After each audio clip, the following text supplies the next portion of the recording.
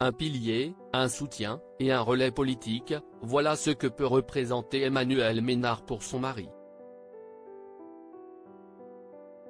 La députée de l'Hérault, un temps restée dans l'ombre de Robert Ménard, a fait depuis 2017 son chemin politique sur son propre nom. En juin 2017, elle qui n'avait jamais occupé de fonctions politiques officielles jusqu'alors, accède au siège de députée de l'Hérault. Mais ce dimanche 7 juillet, la candidate de divers droite a été obligée de laisser sa place.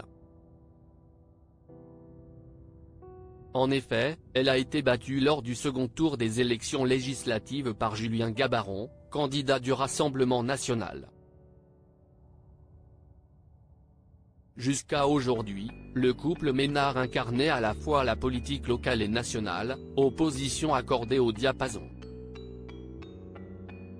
Lorsqu'elle a été élue, elle quittait l'ombre et les conseils officieux prodigués à son mari, mais n'est pas moins restée hautement influente auprès du maire de Béziers, Le Point la surnommant même son Pygmalion et principale conseillère.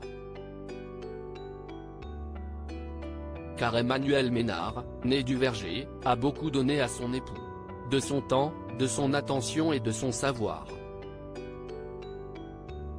Ils se rencontrent en 2000, à l'occasion d'un sommet sur la francophonie qui a lieu dans la capitale malienne de Bamako.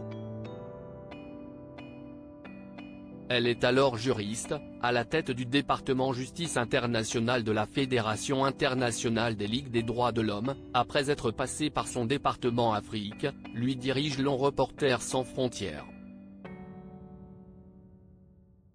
Boussole du maire, principale conseillère, elle deviendra sa 4e épouse, et ils auront ensemble une fille. Dès lors, leur vie se mêle également professionnellement. En 2003, elle quitte la FIDE, et coécrit un premier livre avec son mari, La dictature des bien-pensants. CIST ensemble aussi qu'ils fondent Boulevard Voltaire, en 2012, dont Emmanuelle Ménard, qui porte alors encore son nom de jeune fille, est rédactrice en chef. CIST également elle qui est la gérante des éditions Mordicus, où Robert Ménard publie ses ouvrages. Emmanuelle Ménard a une forte influence sur Robert, qui dit s'être reconnecté à sa foi au contact de cette catholique pratiquante, née un 15 août, qu'on dit proche des mouvements Civitas ou de la Manif pour tous. Et ses avis sont parmi les plus importants pour le premier magistrat de Béziers, comme il l'affirme au Monde en 2016, CIST elle qui, de loin, pèse le plus sur mes décisions politiques. Quand elle désapprouve une de mes idées, je ne la mets pas en œuvre. CIST d'ailleurs elle qui aurait poussé l'ancien journaliste à se présenter à la mairie de Béziers en 2014. 3 ans plus tard, il lui rend l'appareil, en l'encourageant à briguer la députation. Le couple sera finalement présent sur la même liste pour la mairie de Béziers, en 2020, élection qu'il remporte. Elle devient alors conseillère municipale de la ville, mandat pour lequel elle a promis pendant la campagne qu'elle ne touchera pas d'indemnité. Non inscrite mais hyperactive comme députée, les Ménard prônent l'union des droites. Elle ne manque pas de soutenir certains députés LR à l'Assemblée quand cela lui paraît pertinent, et assurait au Point, dimanche 15 août 2021, nous parlons à tout le monde, quand bien même Xavier Bertrand dit qu'il ne pourra jamais travailler avec nous. À l'Assemblée nationale, je n'ai aucun mal à échanger avec mes collègues de LR comme Julienne Aubert.